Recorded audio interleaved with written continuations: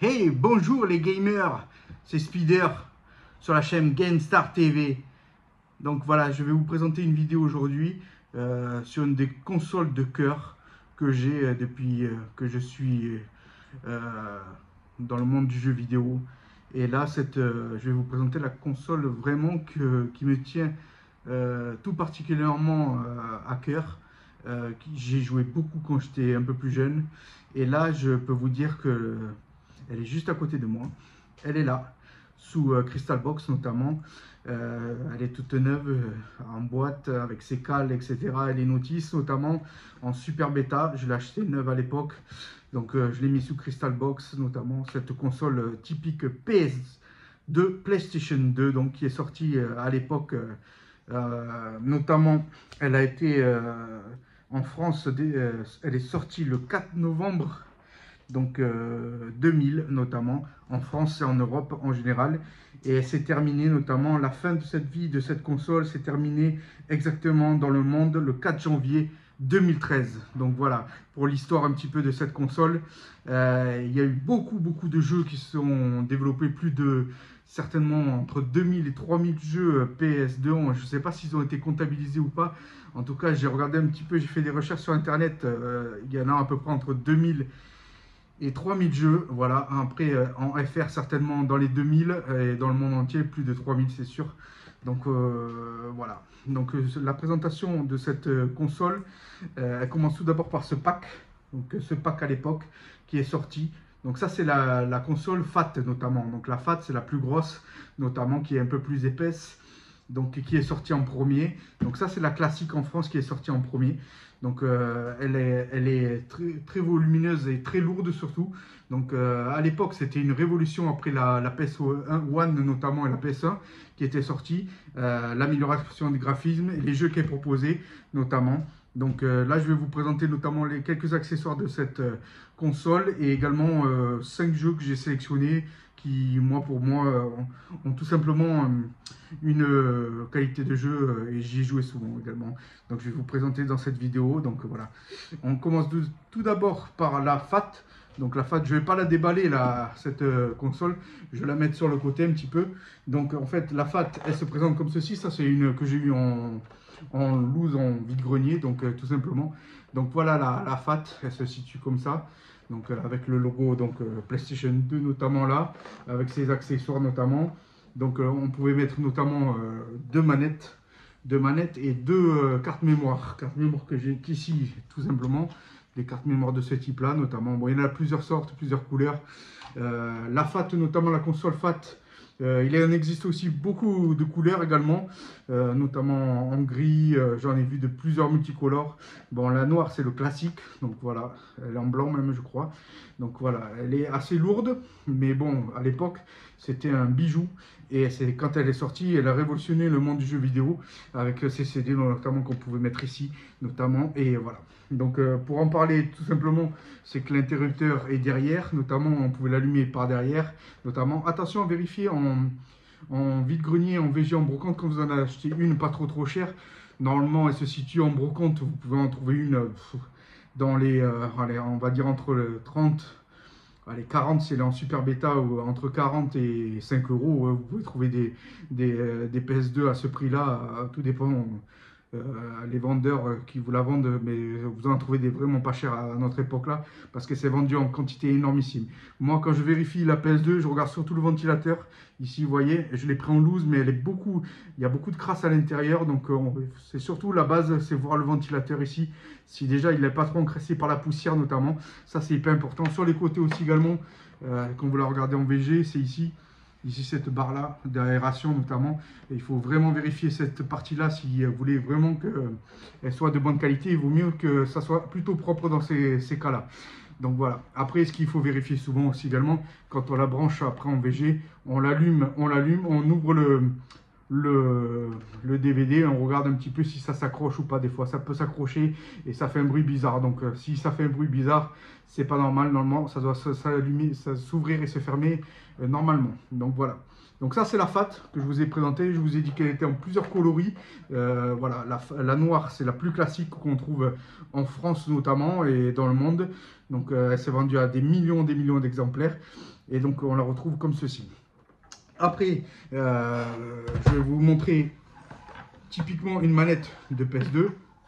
Donc voilà, les manettes de PS2 à l'époque n'étaient pas sans fil, elles étaient filaires, toutes. Ça n'existait pas sans fil. Aujourd'hui, vous savez, maintenant, à partir de la PS3, on a eu des manettes sans fil, connectées notamment. Donc voilà, ça, c'était les dernières consoles filaires qui existaient sur la PS2. Et voilà, c'était ce type-là, noir, souvent accompagné. Après, il y en avait de toutes les couleurs également, transparentes, etc. La noire, la classique. Il y a la blanche aussi également qui est sortie également. La blanche notamment sur la PS1, notamment, elle était comme ceci. Il y a eu les premiers modèles de la PlayStation 1, la PlayStation 1 qui était grise à l'époque et pas sous cette forme-là. Donc voilà, il y a eu plusieurs formats sur ces différentes manettes. Vous en trouverez certainement soit sur les sites revendeurs type eBay, Vinted notamment, ou alors dans les VG, vous en trouverez encore, vous en trouvez facilement encore. Il y en a des millions qui sont vendus, donc c'est facile à trouver. Ensuite, je vais vous montrer également une alternative qui est sortie juste après la FAT, c'est la Slim. Slim, donc vous voyez la taille, c'est tout à fait différent. Beaucoup plus petite la PS2, donc voilà. Moi je l'ai acheté en loose notamment, je crois à l'époque sur Vinted. Par contre il y a juste une différence, c'est l'alimentation qui n'est pas pareille que la FAT. C'est la seule différence notamment, sinon l'alimentation donc n'est pas la même. Vous avez le câble HDMI donc, qui se connecte à la télé directement. Mais sinon c'est la seule variante sur cette console et elle prend très peu de place. Moi honnêtement je l'ai mis pour jouer, je joue plus avec celle-ci parce que ça prend beaucoup moins de place à côté de ma télé. Donc la FAT, vous voyez, elle est souvent dans la boîte et je la sors très peu. Elle est collector donc je la garde sous Crystal Box. Celle-ci, la FAT, la Slim, j'y joue régulièrement. Je mets mes jeux PS2 dedans et voilà. C'est la seule différence avec la grosse, donc la FAT. Moi j'aime bien ce format-là. C'est vraiment, elle est minuscule, vous voyez, c'est vraiment tout petit. Donc voilà. Donc moi je joue plus avec celle-ci. Voilà. Après, chacun est libre de choisir la console qu'il veut. Si vous la voyez en vide-grenier ou en brocante, notamment celle-ci aussi se vend pas très cher normalement comme une FAT en fait. Vous en trouvez un peu moins par contre que la FAT. Mais vous en trouvez aussi parce qu'ils s'en est vendu aussi énormément. Mais on peut en trouver en vide-grenier notamment. Donc voilà. Si vous en voyez, n'hésitez pas à la prendre. Ça vaut pas très cher, c'est pareil. C'est quelques euros normalement. Donc négocier avec le vendeur qui la vendent pas trop cher parce qu'à 100 euros, c'est pas possible.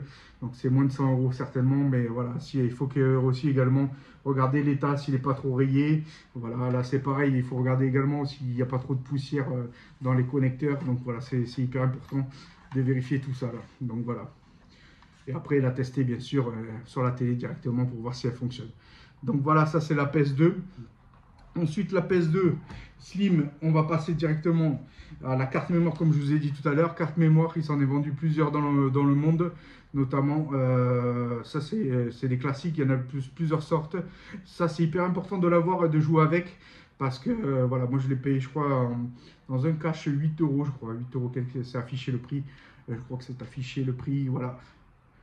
Voilà, le prix est affiché dessus. Je l'ai acheté en cash parce que on peut en mettre deux sur chaque console, notamment la FAT ou la Slim. Ça sert vraiment à sauvegarder les parties. C'est hyper important. Si vous ne l'avez pas, c'est bête parce que vous ne pouvez pas sauvegarder vos parties et les reprendre après. Donc, vaut mieux en avoir au moins une minimum et deux si vous jouez beaucoup. Donc, voilà. Ensuite, je vais vous présenter donc plusieurs jeux sur cette console PS2 qui me tiennent beaucoup à cœur, notamment. Et j'y ai joué souvent aussi. Donc le premier jeu que je veux vous montrer, Soul Calibur 3, un jeu très intéressant sur PS2, moi j'y ai joué pas mal, donc voilà, je vous présente ce jeu, hyper intéressant, et franchement, souvent les jeux PS2, vous en trouvez beaucoup en vide-grenier notamment, et pour pas cher normalement, des fois c'est même 1 euro, des fois ça peut arriver que ça peut être en 1 euro, un jeu avec boîte et notice et CD complet.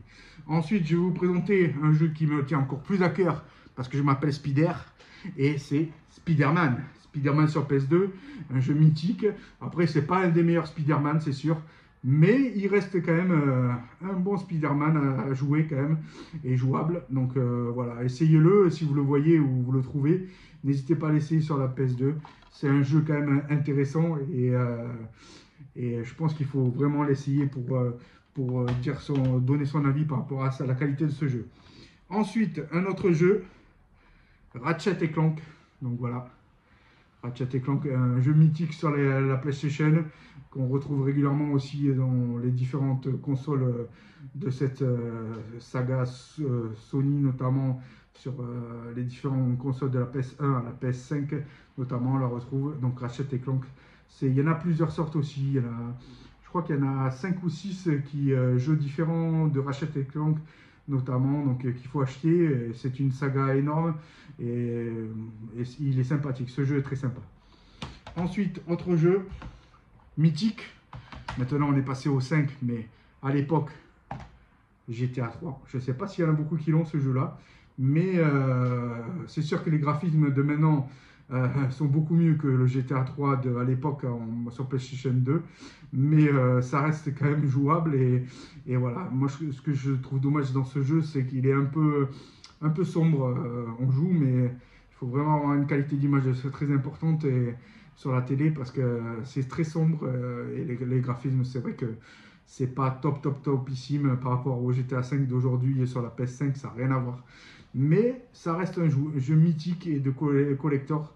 Donc c'est ça, c'est un jeu vraiment à avoir, je vous assure, parce que le GTA 1 qui est sorti à l'époque sur PS1 notamment, ça a commencé sur PS1 avec le GTA 1, le GTA tout simple, et après il est sorti le 2, le 3, le 4 et le 5, on arrive au 5 maintenant de la saga. Et le 6 apparemment est prévu pour très prochainement, ils annoncent pour 2026 voire 2027. Voilà, donc et en plus apparemment ils annoncent vraiment, ils ont projeté il y a quelques mois des images de super qualité. Apparemment ça serait le meilleur GTA de tous les temps, donc voilà. Ensuite, autre jeu mythique et le dernier, je ne sais pas s'il y en a qui le connaissent, Yakuza sur PlayStation 2. Il y en a beaucoup qui aiment cette saga et cette série. Voilà, Yakuza, c'est classique. Je sais qu'il y en a beaucoup qui font la collection de cette série-là, de cette saga, notamment, qui collectionnent tous les supports de Yakuza. Donc voilà. En tout cas, moi j'ai bien aimé, j'y ai joué un petit peu et j'ai bien aimé jouer à ce jeu-là, même si c'est pas un de mes jeux les favoris, parce que j'en ai d'autres, beaucoup d'autres, mais celui-là est sympathique quand même. Il s'y joue, il est pas nul, mais il est moyen, on va dire. Pour moi, mon avis, c'est qu'il est moyen, même si ça reste une bonne saga. Et voilà, il est jouable. Et voilà, à l'époque, il est sorti sur PS2. Et je pense que si vous avez une PS2, ça serait bien de l'avoir ce jeu-là. Donc voilà. Je vous ai présenté 5 jeux de la PS2, la console Slim PS2 notamment, qui est là. Également la FAT, donc voilà. Et moi, collectionneur, bien sûr, et comme c'est une console de cœur, je l'ai gardée sous Crystal Box. Donc voilà, avec une des premières éditions qui est sortie en France notamment. Je vous montre un petit peu. Donc voilà. Voilà la Crystal Box. Donc c'est une console mythique, c'est une de mes consoles favorites. Bon, j'en ai beaucoup, hein, parce que je suis un gros collectionneur et que j'ai beaucoup de consoles que je vous présenterai petit à petit. N'hésitez pas à vous abonner et à liker sur cette chaîne GameStar TV. Je mettrai souvent du contenu. À bientôt, ciao.